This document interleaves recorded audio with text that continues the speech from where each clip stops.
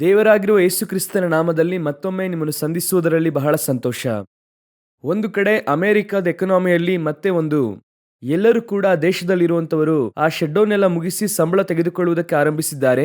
ಒಂದು ಕಡೆ ಬಹಳ ದೊಡ್ಡದಾದಂತಹ ಬಗ್, ಆ ಕ್ರಿಮಿಯನ್ನು ಕಂಡುಹಿಡಿದಿದ್ದಾರೆ ಎಂಬುದಾಗಿ ಒಂದು ಕಡೆ ನೋಡುತ್ತೇವೆ. ಇನ್ನೊಂದು ಕಡೆ ಅನ್ರೆಸ್ಟ್ ಥಿಂಗ್ಸ್, ಅಂದರೆ ವಾರ್ ಕುರಿತಾದಂತಹ ವಿಷಯಗಳು ರಷ್ಯಾದಿಂದ ಎಲ್ಲಾ ಕಡೆ ಕೂಡ ಹೋಗುತ್ತಾ ಇದೆ. ಲೋಕವು ಒಂದು ಅನ್ರೆಸ್ಟ್ ಎನ್ನುವಂತ ಪರಿಸ್ಥಿತಿಯಲ್ಲಿ ಇದೆ. ಇದೆಲ್ಲದರೊಂದಿಗೆ 3 ಮುಖ್ಯವಾದ ವಿಷಯಗಳನ್ನೇ ನಾವು ಈ ಸಂಚಿಕೆಯಲ್ಲಿ ನೋಡಲಿದ್ದೇವೆ. ಬನ್ನಿ ಈ ಸಂಚಿಕೆಗೆ ಹೋಗೋಣ.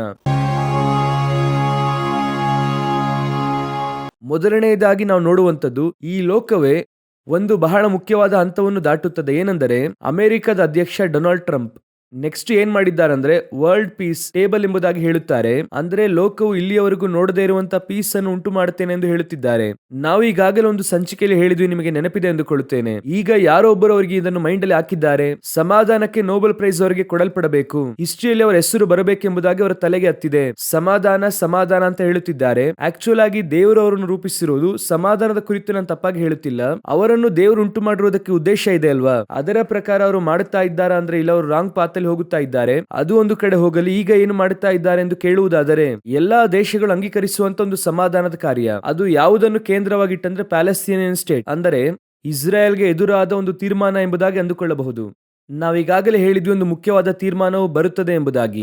ಆದರೆ ಅದನ್ನು ತರುವಂತದ್ದು ಫ್ರಾನ್ಸ್ ಅಥವಾ ಸೌದಿ ಅರೇಬಿಯಾ ಇರುತ್ತದೆ ಎಂಬುದಾಗಿ ಅಂದುಕೊಂಡ್ವಿ. ಆದರೆ ಈಗ ಸೌದಿ ಅರೇಬಿಯಾದ ತೀರ್ಮಾನಕ್ಕೆ ಅಮೆರಿಕದ ಬೆಂಬಲವು ಕೂಡ ಸಿಗುವುದಕ್ಕೆ ಆರಂಭವಾಗಿದೆ. ಅಮೆರಿಕ ಇಸ್ರಾಯೇಲ್ಗೆ ಬೆಂಬಲವಾಗಿ ಇರುತ್ತದೆ ನಮಗೆ ಗೊತ್ತು. ಆದರೆ ಈಗ ಇದು ಪ್ಯಾಲೆಸ್ಟೈನ್ ಸ್ಟೇಟ್ ಕಡೆಗೆ ಹೋಗುತ್ತಾ ಇದೆ. ಏನು ಹೇಳುತ್ತಾ ಇದ್ದಾರೆ? ಪ್ಯಾಲೆಸ್ತೀನ್ ಅನ್ನು ಒಂದು ಪ್ರತ್ಯೇಕ ದೇಶವಾಗಿ ಅಂಗೀಕರಿಸಿದ್ದಾರೆ. ಇದು ಸಾಧ್ಯವಿಲ್ಲ ಎಂದು ಇಸ್ರಾಯೇಲ್ ಹೇಳುತ್ತಾ ಇದೆ. ಯಾಕಂದ್ರೆ ಅವರು ತಂಗಿರುವಂತಹ ಸ್ಥಳವು ಕೂಡ ನಮ್ಮ ಸ್ಥಳ ಎಂದು ಅವರು ಹೇಳುತ್ತಿದ್ದಾರೆ. ಅವರು ತಂಗಿದ್ದಂತ ಮರುಭೂಮಿ ಈಗ ದೇಶವಾಗಿದೆ, ಅದು ನಮ್ಮದೇ ಎಂದು ಹೇಳುತ್ತಿದ್ದಾರೆ. ಆದರೆ ಆ ಸ್ಥಳವನ್ನು ಒಂದು ಪ್ರತ್ಯೇಕ ದೇಶವಾಗಿ ಪ್ರಕಟಿಸಿ ಅದನ್ನು ಪ್ಯಾಲೆಸ್ಟೈನ್ ಸ್ಟೇಟ್ ಆಗಿ ಮಾಡಬೇಕೆಂದು ಹೇಳುತ್ತಿದ್ದಾರೆ. ಇದು ಒಂದು ಕಡೆ ಇದೆ. ಆದರೆ ಅದೇ ಸಮಯದಲ್ಲಿ ಇದನ್ನು ಇಸ್ರಾಯೇಲ್ ಒಪ್ಪಿಕೊಳ್ಳಲಿಲ್ಲ, ಅದು ಬೇರೆ ಕಡೆ ಹೋಗುತ್ತಾ ಇದೆ.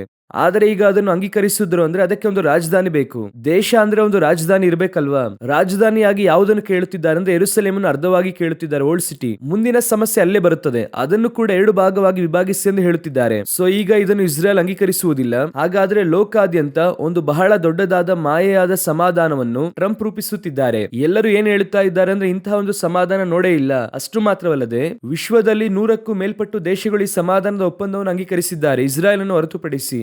ಇದರ ಅಂತ್ಯ ಏನಾಗಿರುತ್ತದೆ ಅಂದ್ರೆ ಯುದ್ಧ. ಇವರು ಕಡೆಯದಾಗಿ ಇದನ್ನು ಮಾಡುವುದಿಲ್ಲ ಎಂದು ಹೇಳುವಾಗ ಎಲ್ಲೋ ಒಂದು ಕಡೆ ತಾಕುತ್ತಾರೆ. ಈ ಇಡೀ ಸಮಾಧಾನ ಬರುವಂತದ್ದೇ ಆಪತ್ತು. ವಾಕ್ಯ ಹೇಳುತ್ತದೆ, ಅವರು ನೆಮ್ಮದಿಯಾಗಿ ಕೂಡಿರಲು ಆ ದಿನ ತಟ್ಟನೆ ಬಂತು. ಅದೇ ರೀತಿ ಈಗ ನಡೆಯುವುದಕ್ಕೆ ಆರಂಭಿಸಿದೆ. ಈ ಸಮಾಧಾನ ಲೋಕಾದ್ಯಂತ ಬರುವಂತದ್ದು ಯಾವುದೋ ಒಂದು ವಾರಿಗೆ ಮುನ್ಸೂಚನೆಯಾಗಿ ಕಾಣಲ್ಪಡುತ್ತಾ ಇದೆ. ಇದರ ಅಪ್ಡೇಟ್ ಅನ್ನು ಇನ್ನು ಬರುವಂತಹ ದಿನಗಳಲ್ಲಿ ನಿಮಗೆ ಹೇಳುತ್ತೇನೆ.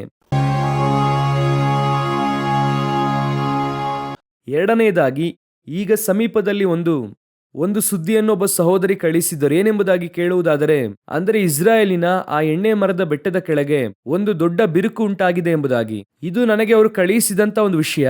ಆದರೆ ಈ ಬಿರುಕು ಎನ್ನುವಂಥದ್ದು ಇವತ್ತು ನೆನ್ನೆ ಉಂಟಾದದಲ್ಲ, ಒಂದು 20 ವರ್ಷದ ಹಿಂದೆಯಿಂದಲೇ ಇದು ಇದೆ. ಇದು ಎಣ್ಣೆ ಮರದ ಬೆಟ್ಟ ಎರಡಾಗಿ, ಅದು ಪೂರ್ವ ಪಶ್ಚಿಮವಾಗಿ 2 ಭಾಗವಾಗುವುದಕ್ಕೆ ಅವಕಾಶ ಇದೆ. ಇದು ಗಿದ್ಯೋನ್ ವ್ಯಾಲಿಯಿಂದ ಬಂದದ್ದು ಜಾಯಿನ್ ಆಗುತ್ತದೆ ಅಂತ ಹೇಳುತ್ತಾರೆ. ಇದೆಲ್ಲ ಒಂದು ಕಡೆ ಇದೆ. ಆದರೆ ಇದು ಜಕರ್ಯನ ಪುಸ್ತಕ 14ನೇ ಅಧ್ಯಾಯದಲ್ಲಿ ಯೇಸು ಇಳಿದು ಬರುವಾಗ ನಡೆಯುವಂತಹ ಸಂಭವಕ್ಕೆ ಒಂದು ಗುರುತಾಗಿದೆ. ಯೇಸು ಬಂದು 14ನೇ ಅಧ್ಯಾಯದಲ್ಲಿ ಇಳಿಯುವಾಗ ಅವರ ಪಾದಗಳು ಎಣ್ಣೆ ಮರದ ಗುಡ್ಡಗಳನ್ನು ತಾಕುವಾಗ ಅದು ಮೂಡಣದಿಂದ ಪಡುವಲಿಗೆ ಸೀಳುತ್ತದೆ ಎಂಬುದಾಗಿ ವಾಕ್ಯ ಹೇಳುತ್ತದೆ. ಸೊ ಅದರ ಅಡಿಪಾಯದಲ್ಲಿ ಇದನ್ನು ಹೇಳುತ್ತಾ ಇದ್ದೇವೆ. ಆದರೆ ಇದು ಮಾತ್ರ ನಡೆಯುತ್ತದೆ ಅಂದ್ರೆ ಇಲ್ಲ. ಈಗಾಗಲೇ ಆಫ್ರಿಕಾ ಅದರ ಖಂಡಗಳು ಒಡೆಯುತ್ತಾ ಇದೆ. ಅದು ಒಡೆದು ಇಂಡಿಯಾದೊಂದಿಗೆ ಸೇರುವುದಕ್ಕೆ ಅವಕಾಶ ಇದೆ ಎಂದು ವಿಜ್ಞಾನಿಗಳು ಹೇಳುತ್ತಿದ್ದಾರೆ. ಅಷ್ಟು ಮಾತ್ರವಲ್ಲದೆ ಈ ವಾರದಲ್ಲಿ ರೀಸೆಂಟ್ ಆಗಿ ಹಿಮಾಲಯದಲ್ಲಿ ಒಂದು ದೊಡ್ಡ ಬಿರುಕು ಉಂಟಾಗಿದೆ. ಟೆಕ್ಟಾನಿಕ್ ಪ್ಲೇಟ್ ಅಲ್ಲಿ ಬಿರುಕು ಉಂಟಾಗಿದೆ. ಇದನ್ನು 10 ವರ್ಷದಿಂದ ಪರಿಶೋಧಿಸುತ್ತಿರುವ ಸೈಂಟಿಸ್ಟ್ ಏನ್ ಹೇಳ್ತಾರೆ ಅಂದ್ರೆ, ಅವರು ಎದುರು ನೋಡಿದ್ದಕ್ಕಿಂತಲೂ ಅಧಿಕವಾದಂತಹ ಕಂಪನ ಇದೆ, ಆ ಶೇಕ್ ಅಧಿಕವಾಗುತ್ತಾ ಇದೆ. ಇದರ ಪರಿಣಾಮ ಏನಾಗಿದೆ ಅಂದ್ರೆ ಇನ್ನು ಅಧಿಕವಾದಂತಹ ಭೂಕಂಪಗಳು, ದೊಡ್ಡ ಮಟ್ಟಿಗೆ ಭೂಕಂಪಗಳು ಭೂಮಿಯಲ್ಲಿ ಆಗುತ್ತವೆ. ಯೇಸು ಹೇಳಿದಂತಹ ಗುರುತುಗಳಲ್ಲಿ ನಮ್ಮೆಲ್ಲರಿಗೂ ಗೊತ್ತಿರುವ ಪ್ರಕಾರ ಕಡೆಯ ಕಾಲದಲ್ಲಿ ಭೂಕಂಪವನ್ನು ಒಂದು ಮುಖ್ಯವಾದಂತಹ ಗುರುತಾಗಿ ಮತ್ತಾಯನ ಬರೆದ ಸುವಾರ್ತೆ 24:7 ಹೇಳುತ್ತಾರೆ.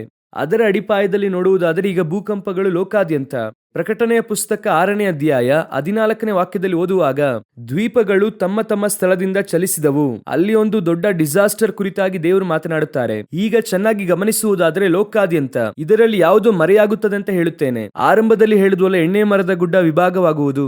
ಈಗ ಯೇಸು ಬಂದು ಅಲ್ಲಿ ಇಳಿಯುವಷ್ಟರಲ್ಲಿ ಅದು ಸೀಳುವ ಹಂತಕ್ಕೆ ಬಂದಿದೆ. ಯೇಸು ಬರುವಾಗ ಅದು 2 ಭಾಗವಾಗುತ್ತದೆ. ಅದನ್ನು ಒಂದು ಗುರುತಾಗಿ ನಾವು ಹೇಳುತ್ತಾ ಇದ್ದೇವಲ್ವಾ. ಇದನ್ನು ಲೋಕ ಹೇಗೆ ನಿರಾಕರಿಸುತ್ತದೆ ಅಂದ್ರೆ, ಎಣ್ಣೆ ಮರದ ಗುಡ್ಡ ಮಾತ್ರ ಸೀಳುತ್ತದ, ಹಿಮಾಲಯದಲ್ಲಿ ದೊಡ್ಡ ಫಾಲ್ಟ್ ಲೈನ್ ಇದೆ, ಆಫ್ರಿಕಾದಲ್ಲಿ ದೊಡ್ಡ ಫಾಲ್ಟ್ ಲೈನ್ ಇದೆ. ಇವತ್ತು ಲೋಕಾದ್ಯಂತ ಅನೇಕ ದೇಶಗಳ ಭೂಮಿಯ ಕೆಳಭಾಗದಲ್ಲಿ ಆ ಪ್ಲೇಟ್ಸ್ ಅಲ್ಲಿ ಪುಷಿಂಗ್ ಇದೆ. ಸೊ ಆ ರೀತಿಯಾಗಿರುವಾಗ ಯಾಕೆ ನೀವು ಎಣ್ಣೆ ಮರದ ಗುಡ್ಡ ಹೇಳುತ್ತೀರಾ? ಅದೊಂದು ಸಾಧಾರಣವಾದ ಸಂಭವ ಎಂಬುದಾಗಿ ಹೇಳಿ ಯೇಸು ಬರುವಂತಹ ಪರ್ಟಿಕ್ಯುಲರ್ ಸಂಭವವನ್ನು ಕೇವಲ ಒಂದು ಸಾಧಾರಣವಾದ ಸಂಭವವಾಗಿ ಮಾರ್ಪಡಿಸುವುದಕ್ಕೆ ಈಗ ಕಾರ್ಯ ಮಾಡುತ್ತಿದ್ದಾರೆ. ಆದರೆ ವಿಶ್ವಾಸಿಗಳು ನೀವು ಅರ್ಥ ಮಾಡಿಕೊಳ್ಳಬೇಕು, ಇದು ನಿನ್ನೆ ಇವತ್ತಲ್ಲ, 2500 ವರ್ಷಗಳ ಹಿಂದೆ ಜಕರ್ಯನ ಪ್ರವಾದನೆ ಪುಸ್ತಕದಲ್ಲಿ ಹೇಳಲ್ಪಟ್ಟಂತಹ ಒಂದು ಪ್ರವಾದನೆ. ಈಗ ನಮ್ಮ ಕಣ್ಮುಂಭಾಗದಲ್ಲಿ ಒಂದು ಕಡೆ ಎಲ್ಲಾ ದ್ವೀಪಗಳು ಚಲಿಸುವಂತದ್ದು, ಭೂಕಂಪವು ಆಗುವಂತದ್ದು ಒಂದು ಗುರುತು. ಆದರೆ ಇದು ಬಹಳ ಮುಖ್ಯವಾದಂತಹ ಗುರುತು. ಆತನ ಪಾದಗಳಲ್ಲಿ ಇಡಲ್ಪಡುತ್ತವೆ. ಆದರೆ ಅದು ಸೀಳುವುದಕ್ಕಿಂತ, ವಿಭಾಗವಾಗುವುದಕ್ಕಿಂತ 7 ವರ್ಷಕ್ಕಿಂತ ಮುಂಚೆ ಸಭೆ ಎತ್ತಲ್ಪಡಬೇಕು. ಈಗ ಅದು ಸೀಳುವುದಕ್ಕೆ ರೆಡಿಯಾಗಿದೆ ಅಂದರೆ ನಾವು ಎಷ್ಟು ಶೀಘ್ರವಾಗಿ ದೇವರ ಬರುವಿಕೆಯಲ್ಲಿ ಹೋಗುತ್ತೇವೆ ಎಂಬುದಾಗಿ ಅರ್ಥ ಮಾಡಿಕೊಳ್ಳಬೇಕು. ಇದರೊಂದಿಗೆ ದೇವರ ಬರೋಣದ ನಂತರವಾಗಿ ನಡೆಯುವಂತ ಒಂದು ವಿಷಯಕ್ಕೆ ಲೋಕ ಸಿದ್ಧವಾಗಿದೆ. ಅದೇನೆಂಬುದಾಗಿ ನಾವು ನೋಡೋಣ. ಒಂದು ವಿಡಿಯೋವನ್ನು ನನಗೆ ಒಬ್ಬರು ಕಳುಹಿಸಿದ್ದರು, ಫೋನ್ ಮಾಡಿ ಕೂಡ ಹೇಳಿದ್ದರು. ಏನೆಂದರೆ, ಸಮೀಪದಲ್ಲಿ ಎಲ್ಲಾ ಮೃಗಗಳಿಗೂ ಕೂಡ ಚಿಪ್ ಹಾಕಬೇಕೆಂದು ಸರ್ಕಾರ ಆದೇಶಿಸಿದೆ ಎಂಬುದಾಗಿ ಹೇಳಿದರು. ಅದರ ಒಂದು ವಿಡಿಯೋವನ್ನು ಕೂಡ ಕಳುಹಿಸಿದ್ದರು. ಕೆಲವು ಸರ್ಕಾರಗಳು ಅದನ್ನು ಕಡ್ಡಾಯ ಮಾಡಿದೆ. ಈಗ ಇಂಡಿಯಾದಲ್ಲೂ ಕೂಡ ನೋಡುವುದಾದ್ರೆ ಬೀದಿ ನಾಯಿಗಳನ್ನು ಅದನ್ನು ಕಂಟ್ರೋಲ್ ಮಾಡುವುದಕ್ಕೆ ಕಾನೂನು ಜಾರಿ ಮಾಡುವಷ್ಟರ ಮಟ್ಟಿಗೆ ಹೋಗಿದ್ದೇವೆ. ಇದರ ಅಂತ್ಯ ಏನಾಗಿರುತ್ತದೆ? ಇದರ ಓನರ್ಸ್ ಅಂದ್ರೆ ಈ ಪೆಟ್ಸ್ ಅನ್ನು ಸಾಕುತ್ತಿರುವಂತವರು ಕಂಪಲ್ಸರಿ ಚಿಪ್ ಹಾಕಲೇಬೇಕೆನ್ನುವಂತ ಕಾನೂನು ಬರುತ್ತದೆ. ಎಲ್ಲಾ ಚಿಪ್ಪಿಗೂ ಕೂಡ ಒಂದು ನಂಬರ್ ಇರುತ್ತದೆ. ಅದು ನಾಯಿನೋ ಬೆಕ್ಕೋ ಯಾವುದೇ ಪ್ರಾಣಿ ಆಗಿದ್ದರೂ ಅದು ಕಳೆದು ಹೋದರೆ ಅದನ್ನು ಹುಡುಕುವುದಕ್ಕೆ ಅದಕ್ಕೆ ಬೇಕಾದಂತ RFID, ಆ ರೇಡಿಯೋ ಫ್ರೀಕ್ವೆನ್ಸಿ ಅದರೊಳಗೆ ಇರುತ್ತದೆ. ಅಷ್ಟು ಮಾತ್ರವಲ್ಲ, ನಾನು ಹೇಳುತ್ತಿರುವುದು ಒಂದು 15 ವರ್ಷದ ಹಿಂದೆ ಸೇಲೆಂ ಅಲ್ಲಿ ಒಂದು ನಾಯಿಗೆ ಚಿಪ್ ಅನ್ನು ಹಾಕುವಾಗ ಅದಕ್ಕೆ ಸಂಬಂಧಪಟ್ಟಂತ ಸರ್ಟಿಫಿಕೇಟ್ ಅನ್ನು ಅವರು ಇಟ್ಟುಕೊಂಡಿದ್ರು. ಆ ನಾಯಿಯ ಅಪ್ಪ ಅಮ್ಮ ಯಾರು, ಆ ನಾಯಿಗೆ ಸಂಬಂಧಪಟ್ಟ ಹಿಸ್ಟ್ರಿಯನ್ನು ಇಟ್ಟುಕೊಂಡಿದ್ರು. ಆ ಅಪ್ಪ ಅಮ್ಮನ ನಾಯಿ ಯಾರೆಂಬುದಾಗಿ 2-3 ಜನರೇಷನ್ ಹಿಸ್ಟ್ರಿಯನ್ನು ಅವರು ಇಟ್ಟುಕೊಂಡಿದ್ರು. ಆ ಸರ್ಟಿಫಿಕೇಟ್ ಇಟ್ಟುಕೊಂಡಿದ್ದಂಥವರು ಡಾಕ್ಟರ್, ಅವರು ತೋರಿಸಿದ್ರು.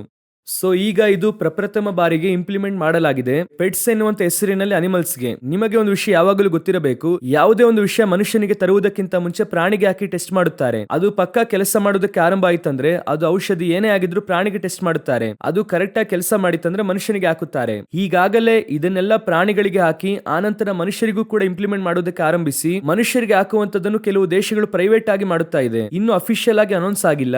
ಈಗಲೇ ಪ್ರಾಣಿಗಳಿಗೆ ಹಾಕುವುದಕ್ಕೆ ಗವರ್ನಮೆಂಟ್ ಅಫಿಷಿಯಲ್ ಆಗಿ ಅನೌನ್ಸ್ ಮಾಡಿದೆ. ಇದು ನೆಕ್ಸ್ಟ್ ಮನುಷ್ಯನಿಗೂ ಕೂಡ ಹಾಕಲಾಗುತ್ತದೆ. ಎಲ್ಲಾ ವಿಧವಾದ ಡೀಟೇಲ್ಸ್ ಅದರಲ್ಲಿ ಇರುತ್ತದೆ, ನಂಬರ್ಸ್ ಇರುತ್ತದೆ, ಅದರೊಂದಿಗೆ ಸರ್ಕಾರದ ಮುದ್ರೆ ಇರುತ್ತದೆ, ಅದರೊಂದಿಗೆ ನಿಮ್ಮ ಕುರಿತಾದಂತ ಎಲ್ಲಾ ಡೀಟೇಲ್ಸ್ ಇರುತ್ತದೆ. ಮೃಗದ ಮುದ್ರೆ ಆಗಲಿ ಹೆಸರಾಗಲಿ ಆ ನಾಮದ ಲೆಕ್ಕವಾಗಿರಲಿ, ನೀವು ಚೆನ್ನಾಗಿ ಗಮನಿಸುವುದಾದರೆ ಒಂದು ಸರ್ಕಾರದ ಮುದ್ರೆ ಆ ಪರ್ಟಿಕ್ಯುಲರ್ ಡೀಟೇಲ್ಸ್ ಒಂದಿಗೆ ಅವರಿಗೆ ಕೊಡಲ್ಪಟ್ಟ ನಂಬರ್. ಪ್ರಕಟಣೆ 13, 16, 17 ಈಗ ಅಫಿಷಿಯಲ್ ಆಗಿ ಮೃಗಗಳಿಗೆ ಮಾರ್ಪಟ್ಟಿದೆ. ಅತಿ ಶೀಘ್ರವಾಗಿ ಇದು ಮನುಷ್ಯರಿಗೂ ಕೂಡ ಅಫಿಷಿಯಲ್ ಆಗಿ ಮಾರ್ಪಡುತ್ತದೆ. ಈಗ ಪ್ರೈವೇಟ್ ಆಗಿದೆ. ಈಗಲೂ ಹೇಳುತ್ತಾನೆ, ಅನೇಕ ಕಂಟ್ರೀಸ್ ಅಲ್ಲಿ, ಸ್ವೀಡನ್ ಅಲ್ಲೆಲ್ಲ ಜನರಿಗೆ ಹಾಕಲು ಹೇಳಿದ್ದಾರೆ. ಅನೇಕ ದೇಶಗಳಲ್ಲಿ ನಾವೀಗ ಹಣ ಟ್ರಾನ್ಸ್ಫರ್ ಮಾಡುತ್ತೇವಲ್ಲ, ಡಿಜಿಟಲ್ ಪೇಮೆಂಟ್, ಇದೆಲ್ಲ ಚಿಪ್ ಆಗಿ ಮಾರ್ಪಟ್ಟಿದೆ, ಮಾರ್ಪಡಲು ಆರಂಭವಾಗಿದೆ. ಇದೆಲ್ಲವೂ ಕೂಡ ಪ್ರೈವೇಟ್, ಇನ್ನು ಅಫಿಷಿಯಲ್ ಆಗಿ ಗವರ್ನಮೆಂಟ್ ಅನೌನ್ಸ್ ಮಾಡಿಲ್ಲ. ಅದನ್ನು ಅಫಿಷಿಯಲ್ ಆಗಿ ಅನೌನ್ಸ್ ಮಾಡುವ ಹಂತಕ್ಕೆ ನಾವು ಬಹಳ ವೇಗವಾಗಿ ಬಂದಿದ್ದೇವೆ, ಮುಂದಿನ ಸ್ಟೇಜ್ ಅಲ್ಲಿ ನಿಂತಿದ್ದೇವೆ ಎನ್ನುವಂತದನ್ನ ಇದು ತೋರಿಸುತ್ತಾ ಇದೆ. ಇದರಿಂದ ಓವರ್ ಆಗಿ ನಿಮಗೆ ಹೇಳುವಂತದ್ದು ನಾವು ಒಂದೇ ಒಂದು, ಇವೆಲ್ಲವೂ ಯೇಸುವಿನ ಬರುವಿಕೆಗೆ ಮುಂಚೆ ನಡೆಯುವಂತಹ ಗುರುತುಗಳು. ಇಷ್ಟೆಲ್ಲ ನಿಖರವಾಗಿ ಯೋಚನೆ ಮಾಡಿ ನೋಡಿ. 2000 ವರ್ಷಗಳಾದ ನಂತರ ಯೇಸು ಬರುತ್ತಾರೆ ಎಂಬುದಾಗಿ ಎಷ್ಟು ಸ್ಪಷ್ಟವಾಗಿ ಹೇಳಿಕೊಟ್ಟಿದ್ದಾರೆ ನೋಡಿ. ಕಾರಣ 800 ಕೋಟಿ ಜನ ಇದ್ದಾರೆ. ನಾವೆಲ್ಲ ಆತನ ಬರೋಣದಲ್ಲಿ ಹೋಗಬೇಕೆಂದು ಅವರು ಬಯಸುತ್ತಿದ್ದಾರೆ. ನಾವು ಹೋಗಬೇಕು, ಸಿದ್ಧವಾಗಬೇಕು, ಒಂದು ಗುಂಪನ್ನು ಸಿದ್ಧಪಡಿಸಬೇಕು. ದೇವರ ಬರೋಣ ತಡವಾದರೆ ಇನ್ನೊಂದು ಸಂಚಿಕೆಯಲ್ಲಿ ನಿಮ್ಮನ್ನು ಸಂಧಿಸುತ್ತೇವೆ. God bless you.